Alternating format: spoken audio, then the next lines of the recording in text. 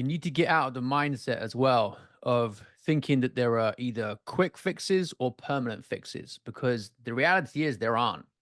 Like, we work with guys for a whole year because it is about new habit formation.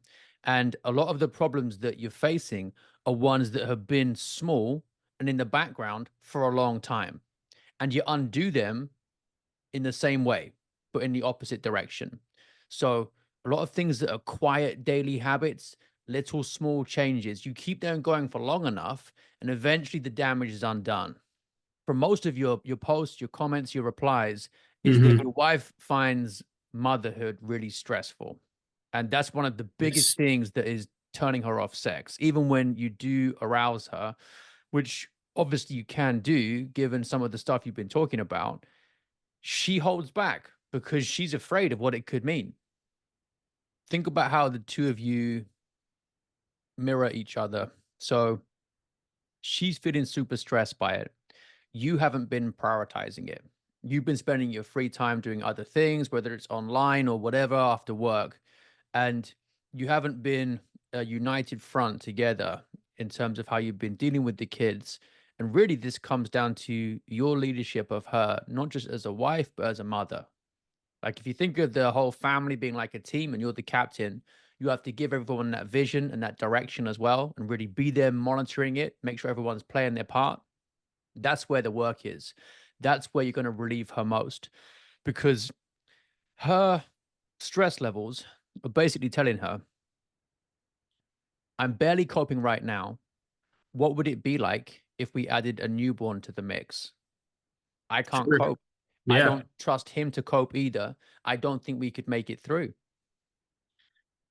So let's get a pen and paper out now All and right. start making some notes about things that we can focus on. Sure. When is the last time that you had a really deep discussion with her about what things make her stressed and how badly and for how long it's been going on? Like, over the whole week, how does a Monday feel? Tuesday, Wednesday, Thursday, all the way. How do you feel about weekends? What about mornings versus evenings? Find out where she feels that she needs better direction and support from you. You might have some guesses by yourself, but really asking her would probably give you even more insight. And then Yeah. once you've got that picture of the whole week, you can find out, okay, so of all the things that you've mentioned, what are the top three, the worst things? Yeah. And don't get defensive about it. Sure. Don't say like, "Oh, but hold on, I did do that or I did do this." Just be quiet, let her talk, and then really focus down on those 3 and say, "So what is it about these 3 that really frustrates you most? How does it affect you? How do you feel about it? Mentally, physically, what are the worst things about them?" Really go deeper beyond her first answer, maybe even beyond her second and third answers, and just lots of, "Okay, and how do you feel about this carrying on like this for another month, 6 months, a year, Mm. right? What would it be like if this never changed? How would it make you think about me? How would it make you think about the kids? How would you feel about yourself? What Right. kind of things would you feel like you're missing out on? Do you feel sad that you're not enjoying time with the kids more, right? A lot of moms feel this, like they feel like they're bad Hmm. people because they don't Sure. actually enjoy time with their kids as much as they imagine they should. Okay. And your job isn't to criticize or to judge or to defend yourself. It's just to bring some of those feelings that she might never have talked about before to anyone, never have thought through herself properly. Bring them to the surface. We're talking about being like the harbor within which the storm can rage, right? No matter how hard the waves pound, no matter how hard the wind is, you're just there, solid. And that can all take place safely. That's what Yeah. you got to do. And you could even leave that for a while and say, okay, right. Have you got any suggestions about stuff that you'd like to see as changes that would really help? Sure. Ask her for her input first, because she might not feel that You have listened to her enough about it. Maybe she's had some stuff at the back of her mind that she's wanted to get out but hasn't. Take that all in first. Then you can talk to me about it, talk to the other guys in the group about it too. Because there's lots of people with a lot more than 3 kids who probably had the same experiences, right? And can help you. And then once you've had her input from all of us as well, then you can start to shape your ideas and say, hey, what about this? I was thinking if we made these changes, we'd probably get these results and it'd be better for all these reasons. And then what do you think about that? Any more input from her? Okay, you feeling good about it? Let's try it. Okay. Right? That's the way I would go with it, because then you're making her feel fully involved. The Sure. only the only thing is that on some level, it is just difficult, right? It is challenging. So there shouldn't be the expectation that having a large family, practicing being open to life, is going to be easy. Right. But what you do need is the understanding that the sacrifice it involves from you and from her is the most deeply meaningful thing, the most purposeful thing, valuable thing that you two can do together. And it's the entire point of your marriage. Okay. So there's some reframing that needs to be done here, whereby if difficulties come along, you both understand that it's through those difficulties that you can actually grow in love for each other, love for God, dependence on Him, and Mm, also in love for your kids too.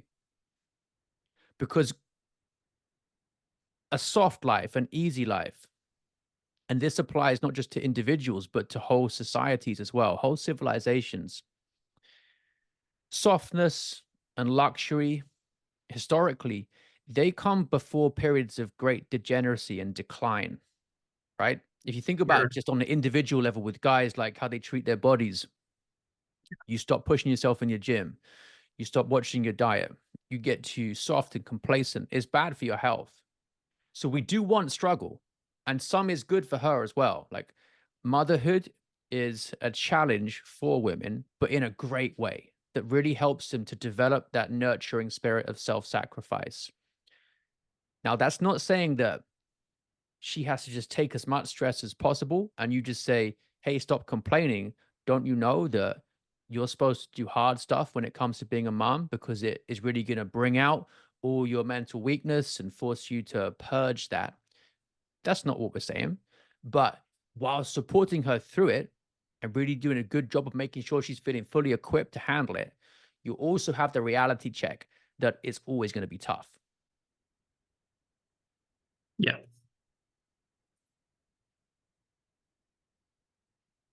Yeah. That makes sense. If you are starting to have these conversations for the first time ever, or for the first time in a long time, then it's going to feel different to her.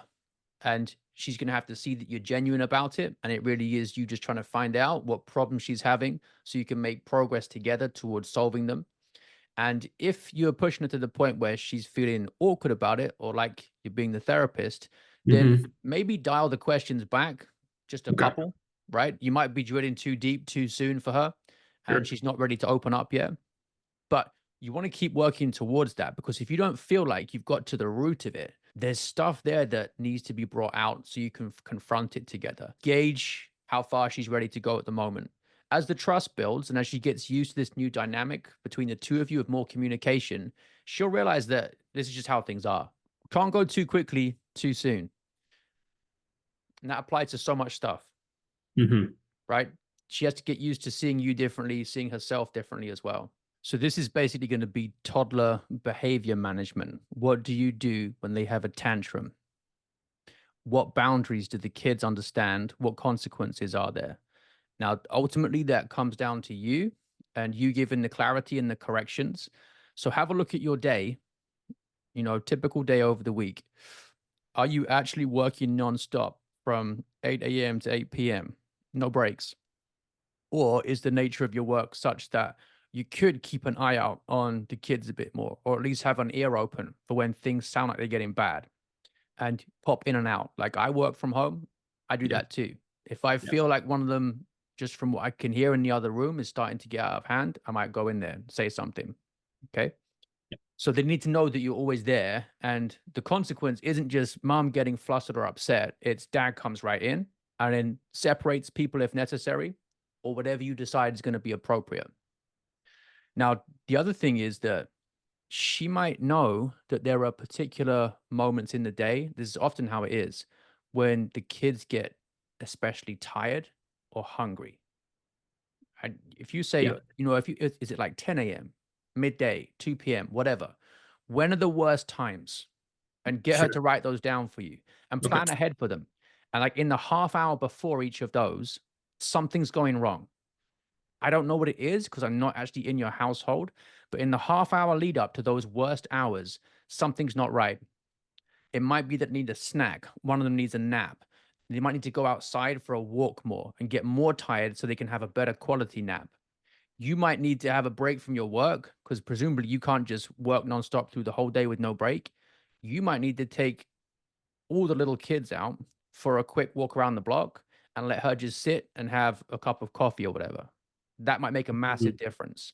Okay. But there will be regular moments. It's the way kids work with their energy levels, mentally and physically. It's not always like a flat line of they're just bad or they're just good. You will find that there are peaks and valleys in the stress levels, and you need to attack those. Unless you two are a united front in how you deal with the kids, even toddlers are smart enough to be able to play you against each other. So she needs to understand that she is struggling massively with managing their behavior. Like her approach doesn't work. Yeah. And women often struggle with this. The younger the kid, the stricter you need to be. People sometimes only take it seriously when boys, especially, are teenagers, and they're like, "Oh, he's bigger than me now, and he's throwing his weight around and really testing boundaries. We'd better get serious." Too late.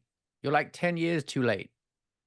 So the younger they are, the stricter you have to be, because all the effort you put in now is going to train them properly and get them taking you more seriously. Put a gate in that he can't climb over and can't open, and it also gives her a break from him when he's having a tantrum, because it seems like these tantrums are a recurring thing that's really negatively impacting everyone. So you need an option, and it either needs to be just really calmly consistent, get back on the naughty step. Oh, you moved 1 inch, move back, like all the time for a week or two until he really gets the message. So that's one option. If you're not going to do that realistically, then gate him in his room, but he needs to know that you actually get removed from the privilege of being around mom having a tantrum, because otherwise you're not protecting her from him and her stress level is going up, up, up. And you can say you understand that she's coming from this impulse to want to protect him, but really what he needs in that moment isn't comfort, it's correction. And what love looks like sometimes is not softness. It's just, boom, you've hit a wall here. We don't behave that way. It's bad for your mom. It's bad for you. It's bad for your siblings. We don't tolerate that. Yeah. Zero. Okay. Now, there are a whole bunch of different ways to do this. I've mentioned the naughty step one. If you're really consistent, it can work really well. Watch some of those TV shows where an experienced nanny goes into a household where the toddlers are out of control, right? And just watch how they turn things around. It's almost like the ones you see with dog trainers who go into this dog that's running the household and says, "Oh, I see you've made this mistake when it was a puppy, and now it thinks that it's the owner of the whole house, and they have to correct it." Same, but with toddlers. You can learn a lot from them. One of the things is you might have the bottom step, right? Or the third step up or something on your flight of stairs. When he misbehaves, you just walk him over, sit on that step until you say it's time to come off.